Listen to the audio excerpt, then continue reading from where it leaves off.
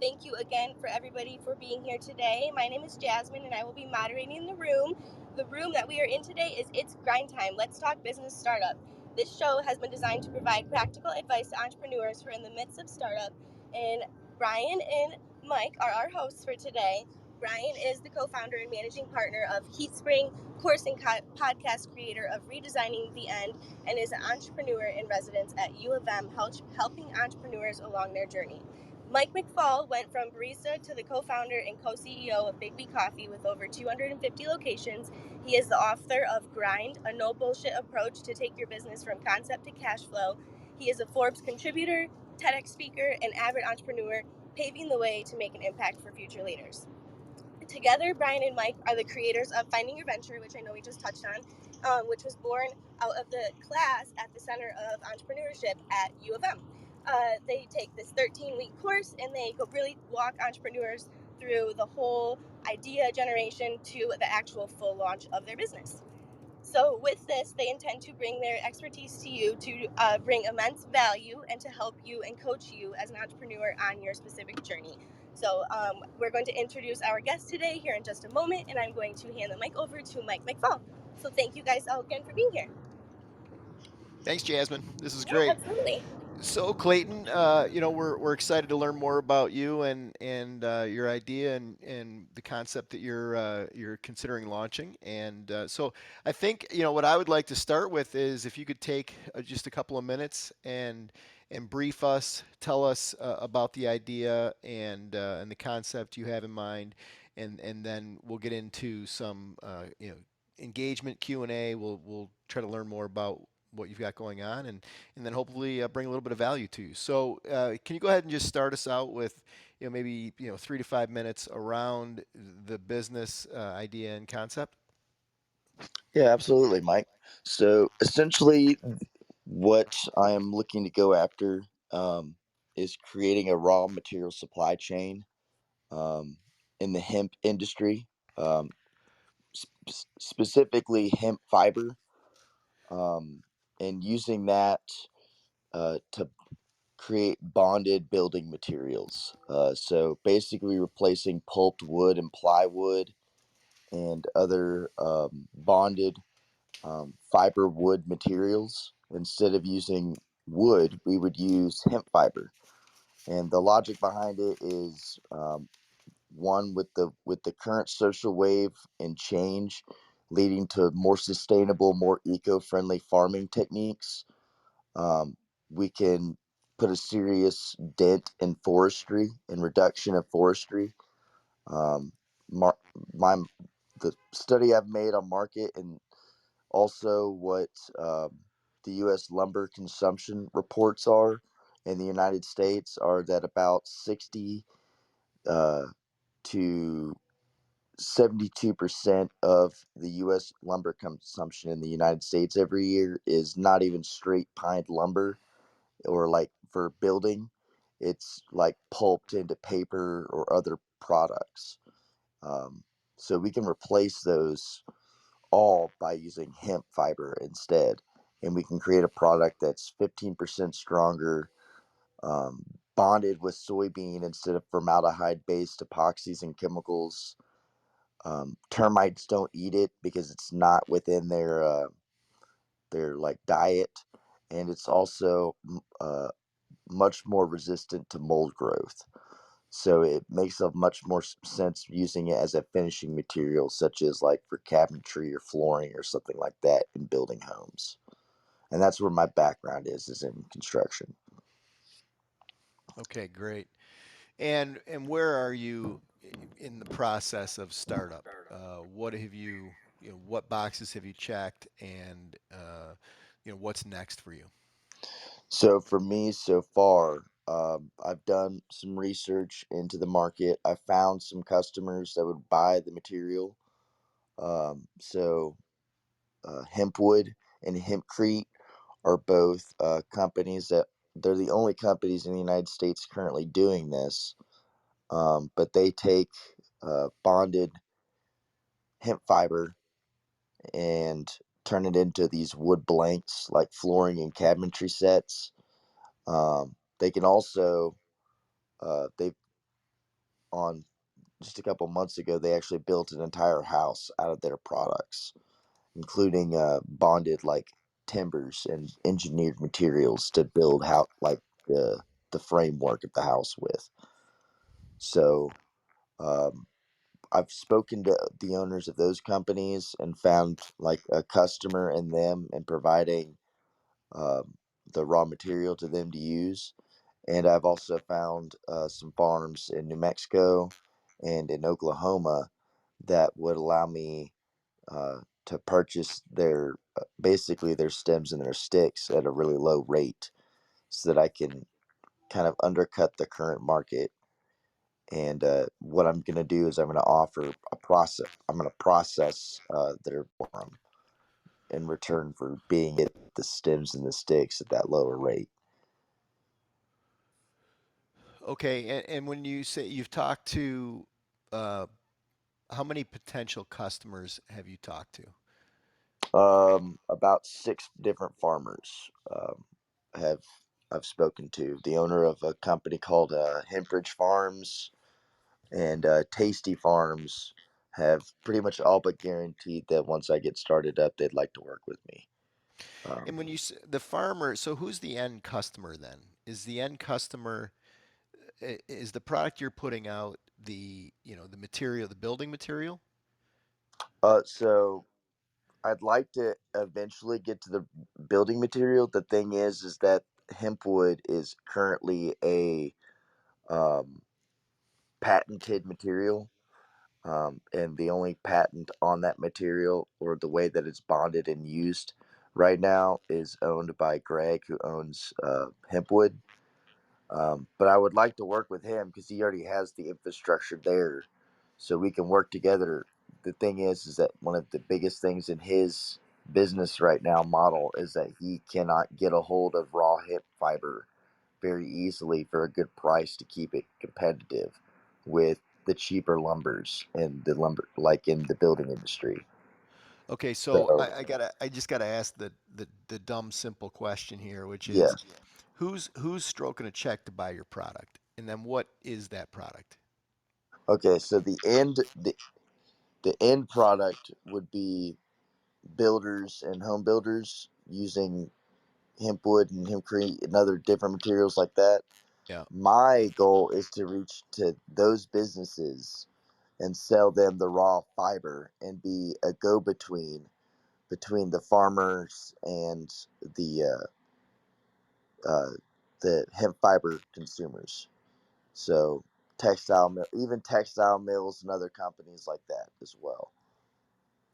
Okay, so sorry, I've just again, someone's got to turn the hemp fiber into a building product, though, right? Yes, yes, And so that's this Greg with the patent. That's who would turn. yes, Okay, and so you would bring the raw material to Greg, have a contract with Greg for him to turn it into a building product. yeah, He would take a spread. You would take the end product that he produces and sell it to uh, the construction industry. yes.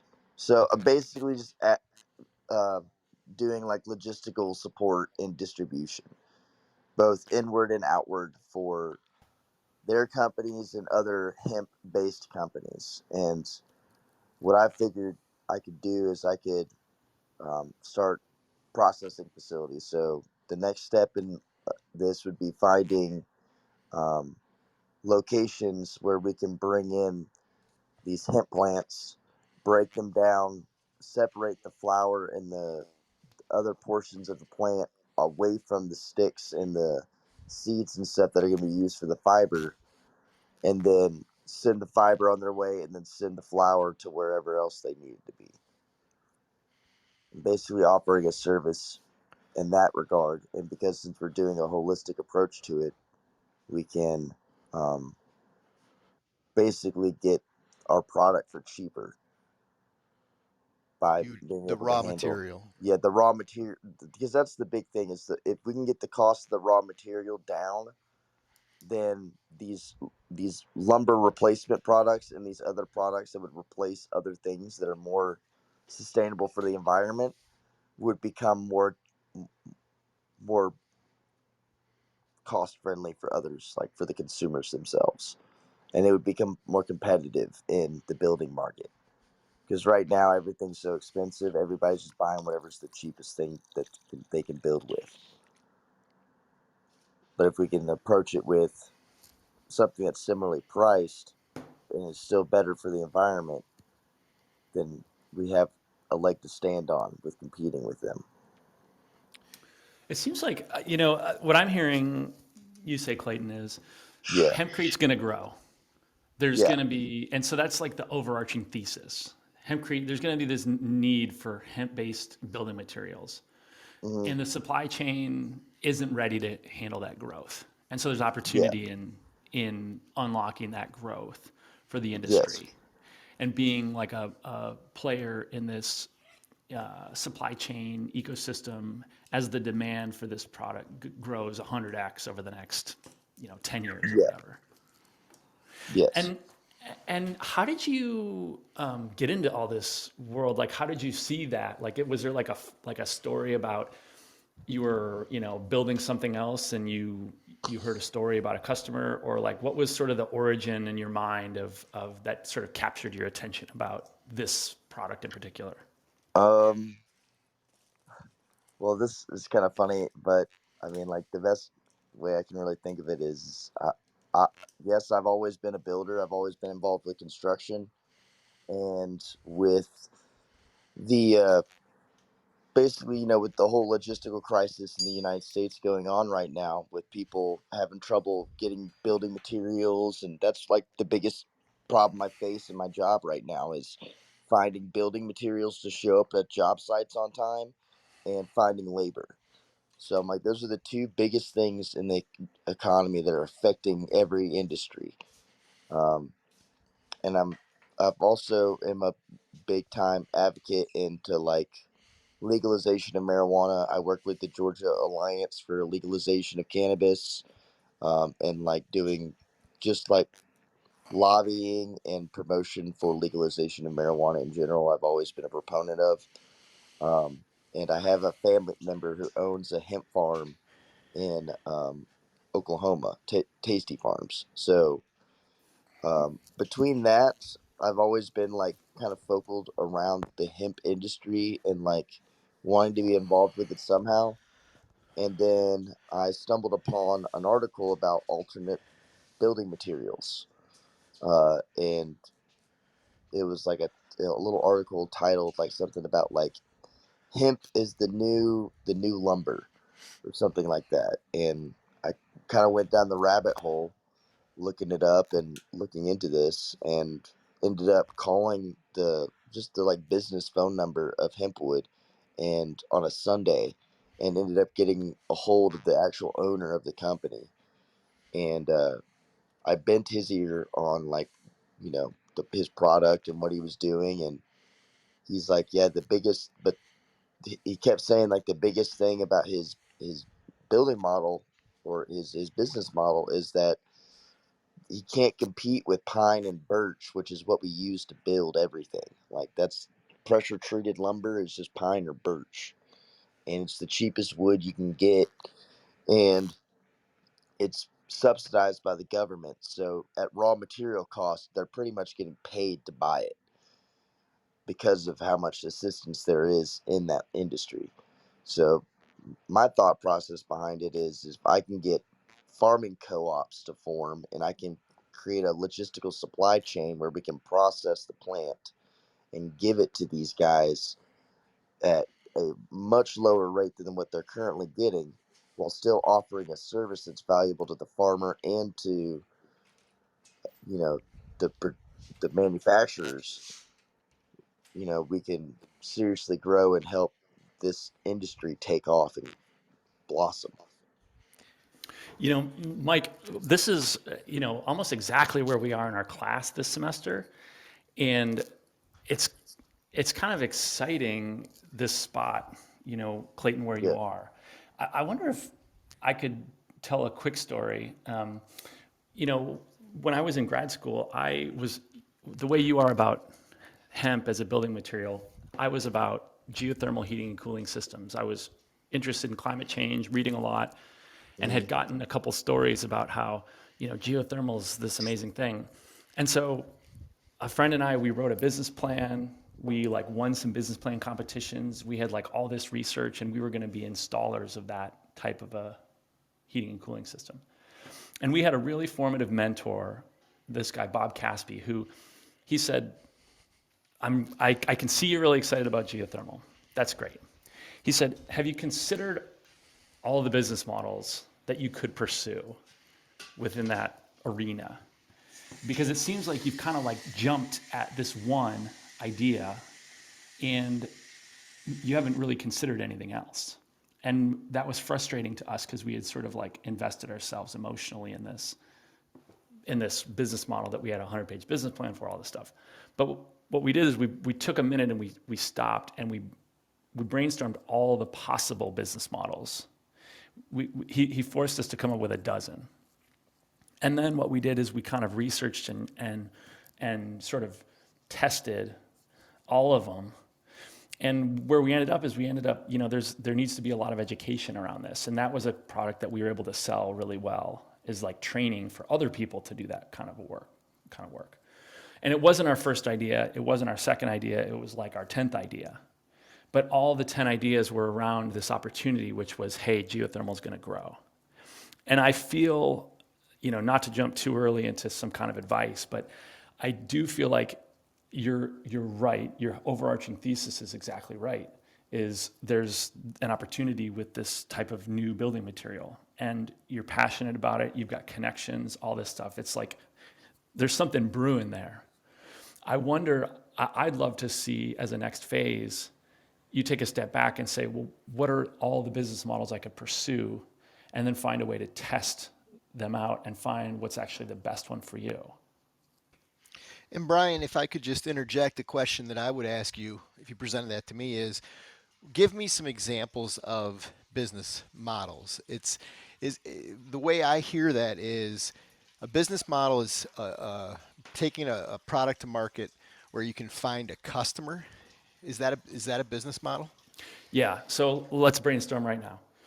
We've got one, which is I'm going to collect the stems and the raw materials from the farmers, and I'm going to have a manufacturing facility where I process those into something that these other companies can buy that are making the building materials. So there's one that's like a raw material processing facility. And in that case, you've got, you need to build the plant, you own the plant, you have to get the raw materials, and then you sell it to the other manufacturing companies. And so there's one. Number two would be just literally as a collection of the raw materials. So you're gonna provide a service where you collect the raw materials and source it, and then you sell it to somebody else for processing. So even though those things are very similar, the capital requirements are different. The amount of time it takes you, like the size of your team, everything's different about those two models, even though they're like almost the same. But then there's maybe education, maybe like people need to be trained on how to use hemp-based materials. Maybe farmers need education for better markets. Maybe you're just a broker. Maybe you never take even possession of the raw materials. And so you're a broker for raw materials off from farms. Maybe you find a scientist who has a better building material based on hemp, and you become a building materials producer that sells to construction companies, and you compete with that guy with a patent. Maybe you're just a sales agent for hemp people, and you sell to. So it's like I just rattled off like 6 or 7, all having to do with hemp growing, but wildly different in terms of who your customer is, what your team looks like, how you make money. And I think that to jump ahead and pick one of those because it occurred to you first is like a big missed opportunity. It's never going to be cheaper for you to test those different models out. And getting the right one that's the difference between succeeding and failing. Yeah, I love that, Brian. because what I kept where my brain was, uh, Clayton, where my brain was who's this is oftentimes where my thinking goes is who's the person writing the check and what are they paying you for? And so I think I understand in your first business model what they're paying you for. I'm not sure I know who has the checkbook at that moment. But I think that one way to look at the different business model opportunities is who's out there who has a need and who has a checkbook willing to write a check to you to fulfill that need, and really zeroing in on the need and then therefore the value creation of your new entity. They're willing to pay you for the value you're bringing to the table. And so to me, Brian, I love the way you think, and so what you're saying is and I had the same emotion around the market. I'm like, yes, I get it, I understand it. Hemp is going to be a thing, a powerful piece of the building industry. I think everybody sort of understands that and knows that. So, you know, perfect, right? Like perfect, good. And Brian, what you're saying is let's explore all kinds of different opportunities within that industry, and maybe there's a simpler, more expedient, less capital intensive way of starting a business within that industry that over time you can expand and grow into different parts of the industry. But what's the best entry point? Love it. Yep, that's exactly right. I Yeah. just think don't blow by this. I'm always looking for like what's unassailably true. And I think that I don't think anyone would argue hemp's going to grow. Right. So so that's a great place to be. That's a strong foundation, that's a strong footing. The fact that you're interested in it, you have experience from multiple things you're interested in and have done, family contacts. I mean, this is all starting to sound great. I'm as somebody who's like a startup person or an investor, I'm starting to listen in real close because I'm like, okay, he's onto something. And then as soon as he jumps to the exact model, I'm lost. And so let's just acknowledge that, pause, and go through the process to get that model right and be just as solid with that model as a next step. And that's not a criticism. That's just like literally where, you know, everybody That's goes through that basically phase. that's the stage I'm at right now. Totally.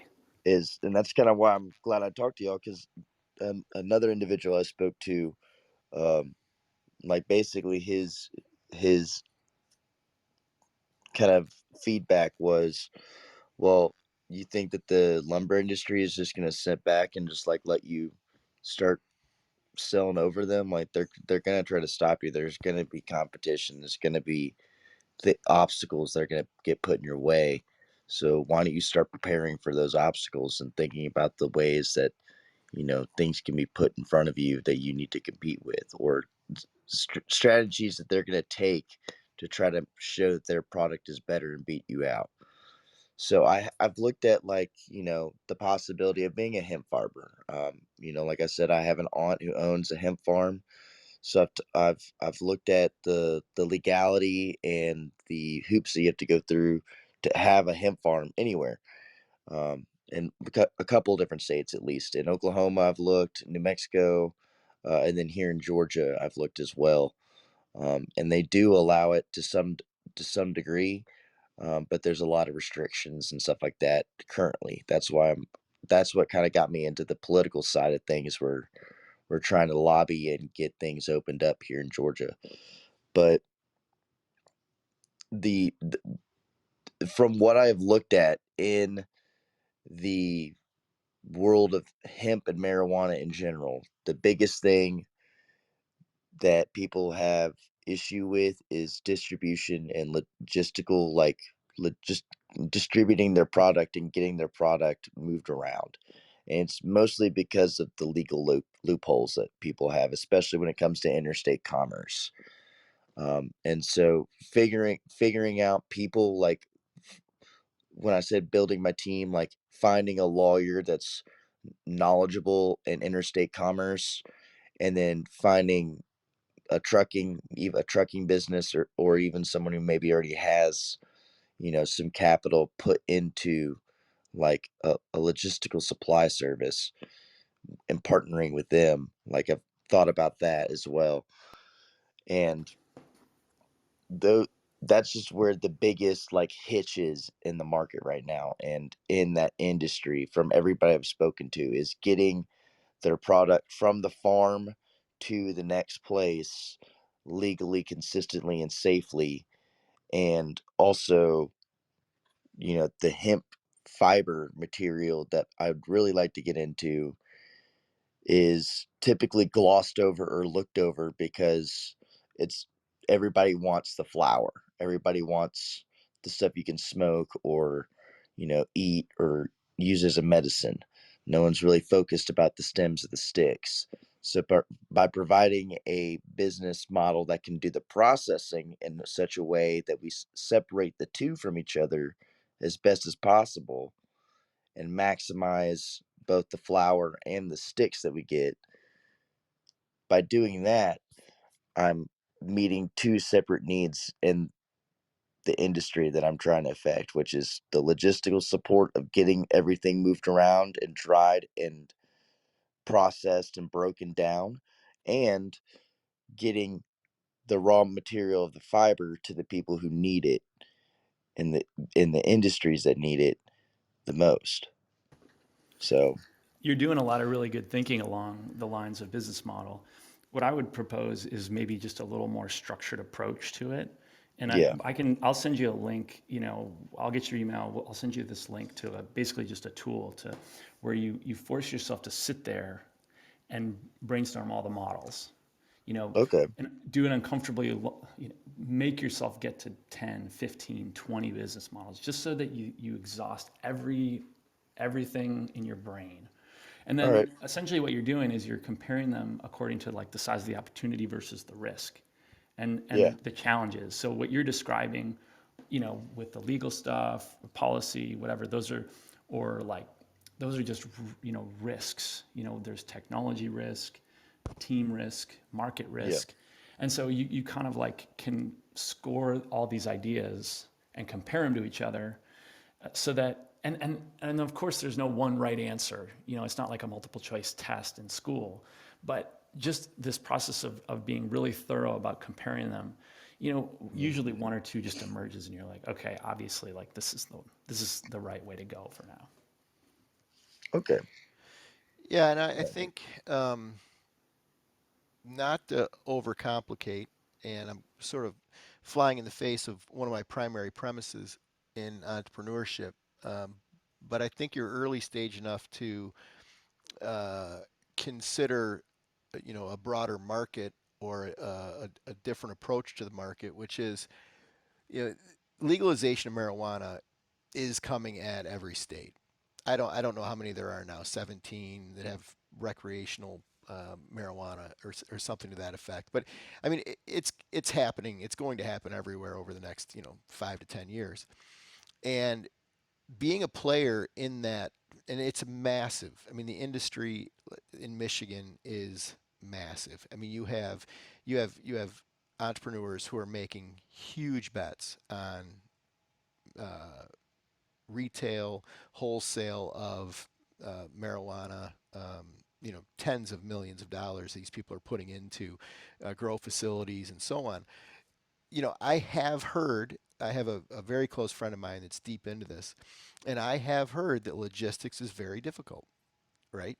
And so you're playing in this field that I think there is a really important need. And so by entering it through the building materials, the hemp products, awesome. But is there some way that you can also consider the broader market over the next 20 years, that you're going to be playing in distribution of the whole plant, not just the sticks and twigs, and so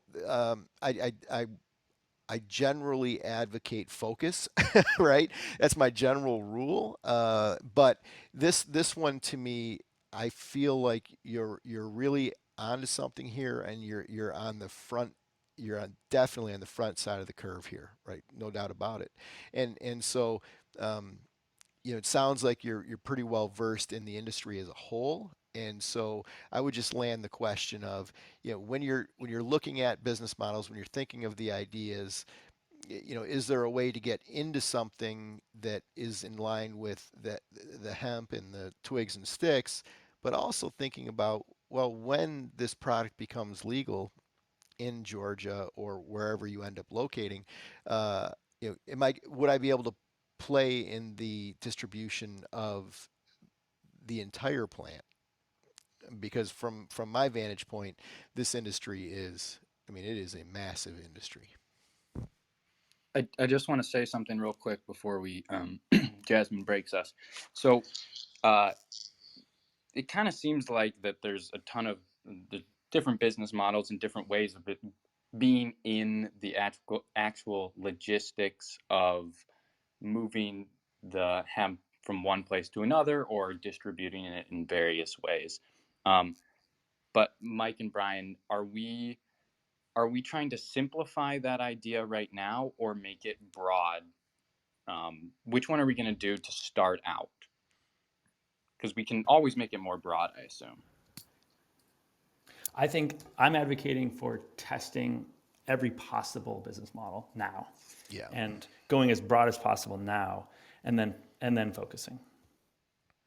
Yeah, I think that's what I'm saying too. And my last statement, I think, was maybe even considering broadening it out to consider the whole plant and not just the sticks and twigs, and then refine the model, right? And then bring the business model together in a tight way that at some point you could potentially move into dealing with the whole plant. I'm curious about team. Clayton, are you working on this with anybody else?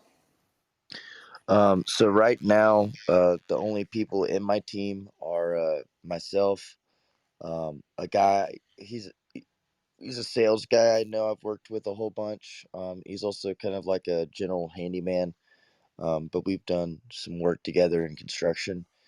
And he's he's just I like him because he follows up with people like face to face and with phone calls, which people never do anymore. Like I'll give my phone number to somebody and I won't hear from that person ever again. He will regularly call you back, hit you up, and try to stay connected with you, even if you know you just have a casual conversation with him. He's always just doing that and networking with people. The only other person that I've talked with or like really gotten any type of like traction with working together with is my aunt out in Oklahoma who owns Tasty Farms. She said that she'd be willing to go in with some capital and assist me by um, just by being a customer of mine once we get started off. But she knows several other farmers in the area, and she's kind of talked about my business model and who I am to some of those people in that area. So I've gotten into contact with a few other people, but they've never really expressed interest in working with me explicitly. And how about timing? Like, are you full time on this, part time? What's Um, the runway look like? so I'm currently full time. I had a motorcycle accident back in August that basically made it so I couldn't walk or get out of bed. So that's where a lot of this like momentum has been generated from. It's just been me sitting in bed and having a lot of time to do research. I'm now walking again though, and I do need to work. So it's gonna be like full part time. Like is kind of how I'm approaching it. My goal is by the end of this year to have at least one or two trucks picking up material and dropping it off, and you know be moving forward at least in that way. And then from there, I can expand to having facilities and other things like that as well. Is there any way as you start to get back into work, are there jobs you can take where you're be like it'd be something you'd have to do anyway, and you can learn the business and start to establish Um, yourself in that yeah, I area, but tried also get to. paid on somebody else's, by somebody else. Yeah, I've looked into that. I've got a buddy of mine who works for a logistical group called Nolan Transportation Group, and so I'm trying to get in with them, acting as a broker, and just doing basically like commodities brokering for transport. So just selling loads to truckers and trucking businesses from the merchandiser. So, and then other than Cool. that, the only other businesses that I could really get into in this area um, would be like truck driving or doing something like that. All the other hemp businesses are kind of out west in Oklahoma or New Mexico, Colorado, California area. One thing that I might consider, Clayton, is obviously I think Brian's advice around exploring business model is that you should do that right now. But the next phase would be once you've chosen your business model is to put together a proposal and then start to engage in some pitch competitions or just get out into the world talking about this thing on a regular basis and refine the conversation around what it is that you're doing, how you're going to generate revenue, how you're going to attract customers and so on. And to me, uh, just the act of building the presentation and then doing it is really really powerful. And getting out in the world and getting outside opinions, coming on this show, to me, being willing to come on this show and do this today is, I mean, it shows me a lot, right? It shows me that you're really engaged, you want to try to learn,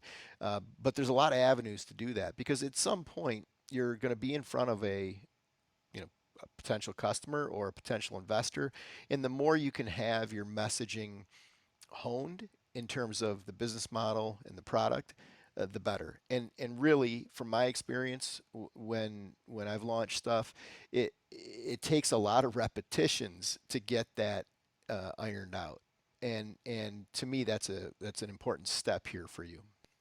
And so, doing a little bit of research in your area, I mean, you're in a huge market, right? So there's got to be a ton of that stuff available to you in the Atlanta area, in terms of pitch competitions, entrepreneurship programs at universities that sponsor this kind of thing. That would be also a next step that I would consider.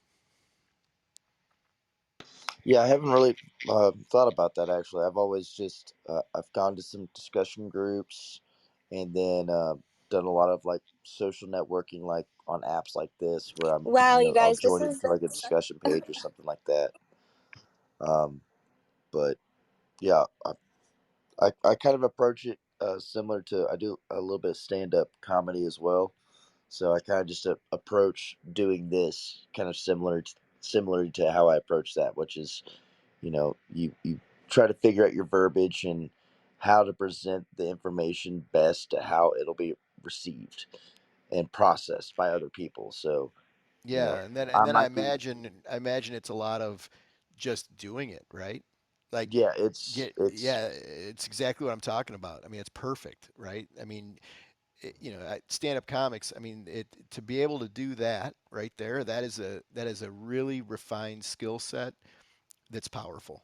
And yeah so, again, I think you've got a nice tool in your toolbox there. If you can do that, if you're good at that, uh, going in and pitching somebody on your idea, selling your idea, you know, you're steps ahead of everybody else because a lot of people struggle with that piece of it, and so.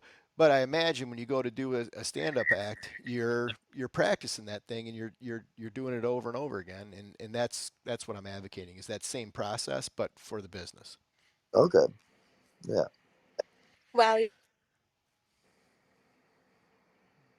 Jasmine, did you have something to say? I'm sorry. I think we're taking a quick break, and I think we're just Right. going to run down a few things first. So you can. This is Mike McFall. I'm Brian, and we're talking to Clayton right now about his company, and you can find more stuff about Mike's entrepreneur endeavors on his YouTube channel, and then you can find Mike and Brian, I believe, on findingyourventure.com. So yeah, thank you all for coming, and let's keep rolling with this thing. Okay. Well, Mike, and I guess Brian as well. I do have a question. So, how did you guys get to? I'm assuming this kind of business model where you guys are working together, doing a class, and like teaching people about entrepreneurship and building, you know, the business that they want to have, and how you guys kind of strategized about going about that. Brian, I defer to you in terms of the setup of finding your venture and so on. Yeah. Well, this is a terrible business model, frankly. We don't get paid a lot to teach. This is like totally our side gig that makes no sense financially. We just love it. That's what We I we was kind love of curious about. I'm like, where's the yeah. money in this? I didn't pay to No, be there isn't here. any. But I'll tell you, there's a lot of money in coffee, which is where Mike has built his career. And there's a lot of money in renewable energy and education, which is where I built my career. So, Mike, I think that your transition to doing this type of a conversation, I mean, it's more directly related to the work you've done with franchisees potentially. So I'd be curious to hear your, why you felt like this was a good thing for you to be doing. Sure. Clayton, I've been in my business 26 years, and, I've been able to get it to a point where, I'm not as involved in the day to day anymore. And, I believe in entrepreneurship and business as an incredibly powerful force in the world. And frankly, I think it's the most powerful force in the world. And so, what I'm committed to, and I've got a 10-year plan here, but what I'm committed to is helping people start businesses and become powerful, positive influences on the world through their business. A huge part of that is encouraging people to take the leap and start the business, right? And so that was the first phase of my project, right? Was to develop a product.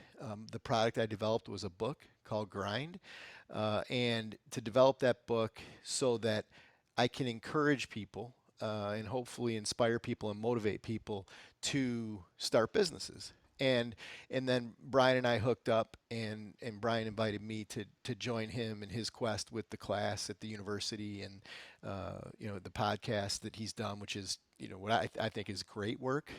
And so for me, I'm in a very fortunate position that I don't need a paycheck in my new venture, right? And so that is it's a luxury. And so this venture is not about building capital, right? Traditional capital, but it is about building capital in the world that is more of on the lines of like really I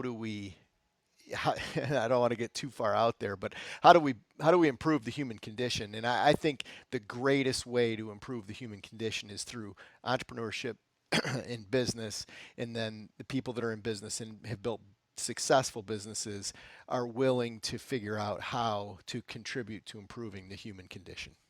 And to me, your stance on marijuana and so on, like there's huge medical benefits to the industry that you're going into, and so if we can help you enter the industry and build a powerful business and then advocate for the industry itself and the product, great. That's what I'm doing this for. That's really cool. There's some kind of philosophical about what you're saying about building that capital for kind of the human condition. Um, there's kind of a biblical saying about like following in the in your father's footsteps and doing as your parents tell you, and they didn't ever for a while that I found that to be like a more of like a commandment about like just doing what you're told. But I realize now, and through like revisiting some things, that like the real point of that is you learn from those who've come before you and those who have done before you. Even if it may have not been the exact same thing, you can learn from their mistakes and you can learn from their triumphs.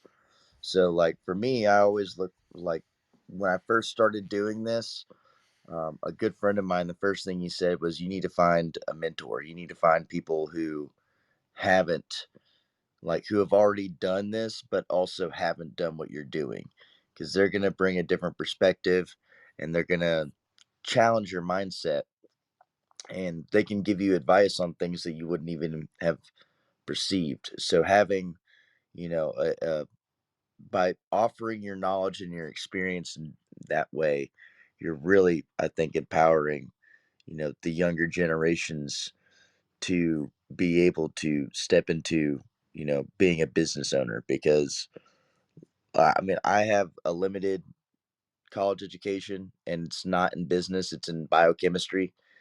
And so, all of this has been very, very eye opening and very new for me in moving and doing all this in the past few months. Yeah, that's why we're doing it. And I think the takeaways that I heard from, Brian in this conversation for you is, you know, at the stage you're in, expanding the business models that you could use. You're in the perfect moment to do that from a startup Hmm. perspective. And so really spending time. And Brian, you said you'd send Clayton the worksheet on that. For sure. Yep, I got it up in front of me. I'm just got to get his email. Okay, and so spending a lot of time on that work, and then part of that work is really looking at the industry as a whole too, and what could work, what is the customer, and so on, and to me, I think that's the big takeaway, and then really solidifying the business model and the customer, and and Hmm. and then the other takeaway would be crystallize that thinking down into a, you know, I hate to use the term, but a business plan, right? Like that's Yeah. really what you have to do. And then I advocate getting out in the world and pitching that in as many places as you can, so that when you get the big meeting with that potential investor or potential customer, you're ready to go and it's all ironed out and you can go in and make a real smooth pitch to to the potential customer or potential investor. Okay. Yeah, and Think. I would just kind of add, my takeaway is you can do this. Yeah. Definitely. Like what you know about the world and what you've observed is true. And there's opportunity there. I don't think anyone would dispute that. And so that's really exciting. That's an exciting place to be. So Yeah. congratulations on getting to that point. Like definitely celebrate that. And the way you're thinking about it, getting a mentor and surrounding yourself with people and seeking advice, again, like that, you can't teach that. That's great. Like, so celebrate that. And don't, if it feels like what you're saying about the business, if that feels squishy and you're not 100% sure who your customer is and all that stuff, well, don't blow past that feeling. Listen to that. Acknowledge where you are, because you should be proud of where you are, but also acknowledge what you don't know, and that next process and how well you sort of learn those things. That's going to be the difference between having it happen and not happen. Okay. Yeah, I can. Yeah, the I really like that idea of like kind of broadening it out to being possibly the whole plant. Um, that was something I've thought about like in passing, but it was more focused on getting the stems. But it really is. It's a massive industry. There's so much to be learned and to go after there, that I felt like the best way to go about it for me is because I can get really caught up in the big picture, and I have kind of more of trouble focusing in on the small details sometimes. Um, was to find kind of like a focused niche market to get into, and then attack it from that angle, and then kind of change my change my angle on it to kind of maximize what I think I can offer in this industry, because I also know that I don't really want to get super overwhelmed, and I'm not trying to be like the Amazon of marijuana. I'm not trying to deliver deliver to your front door 24/7, but Well, it wouldn't suck. it wouldn't suck. No, it wouldn't suck. It wouldn't suck to be that guy. Yeah, right, But right, right. also at the same time, like there's a lot that has to fall in place to end up in a spot like that, and Yeah, some of it's connections, some of it's a lot of hard work, some of it's family ties. It all kind of depends. But I mean, I'm also like, I don't know, I'm a pretty content and humble person when it comes to like how I want to live my life. I don't need a lot to be super happy. I just really want to do this so that I can work for myself, um, and I can pay people the way that I think that people should be paid, and that I can change the things in the economy that I want to have an effect on, which is the use of lumber, and the forestry rate in the United States. And I'm also happen to be passionate about hemp, so cool. there's a way for me to get in there and combine those two things that I'm passionate about into a business. And that's kind of where I Yeah, I started think, from. I'll echo Brian's sentiment. I mean, I think there's a lot of stars. There's a lot of stars aligning here for you. I think, you entering an industry, like whenever I'm pitching my business, I always talk about, hey, the coffee industry is growing at 24% a year, especially the coffee. You want to be in that, or do you want to be in the steel business in the United States right now, right? And so, like that arrow, the fact that you're entering an industry that is Yeah. expanding rapidly. I think, that's great. You've said a lot of things today that make me think that you've got many of the boxes checked in terms of like being an entrepreneur. Hmm. And so, I just want to encourage you. Uh, there's a lot of people out there that are in the spot you're in, where they've got an idea. I want to encourage you to sink in and really, really work on it, uh, because most don't, right? Yeah. And that's the discouraging part to me is most people don't. They have good ideas, or they and they just don't take the leap and really dive into putting it together. And I think you're at the stage now where you're very, very close to having something here to put together, and then you got to get out and make it happen. So, thanks for doing this today. Anytime, Mike. It's Thank you really very great. much for Yeah, having me. I yeah. appreciate And it. and Max, I don't know if you have a wrap up, or Jasmine. Oh, I, I can try. Can you guys hear me? We can. Yes, we can. Okay, I am so sorry about that. I'm in Florida right now. I just landed, and it says I have full bars, but you know how technology is. It completely is lying. So thank you for bearing with me, and thank you guys so much for being on here today. Thank you so much, Clayton.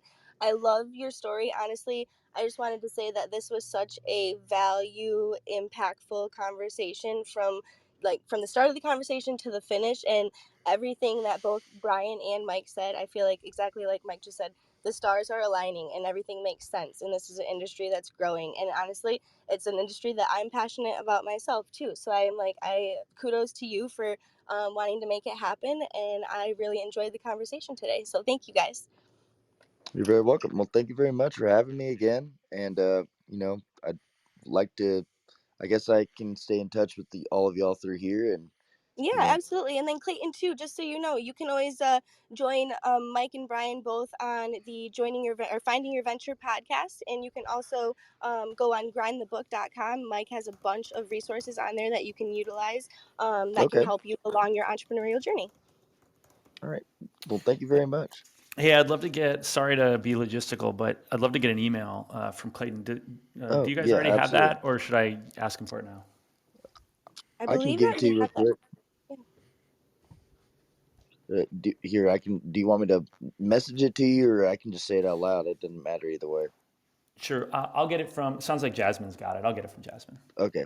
Yeah, I Cool. believe in that sheet that you filled out, Clayton. We actually have all of your contact information, so it is in there. But we will make sure that Brian gets it. Okay. And then feel free, yeah, back channel Brian. He is your resource, and we're just so grateful for you guys being here today. So thank you all. Wonderful. Thanks, everybody. Thank you. All right. Take Thank care. you. You guys have a good We one. will see you You guys too. next week at 1 p.m. All Okay. right. All right. Take care. Bye. Bye. Bye.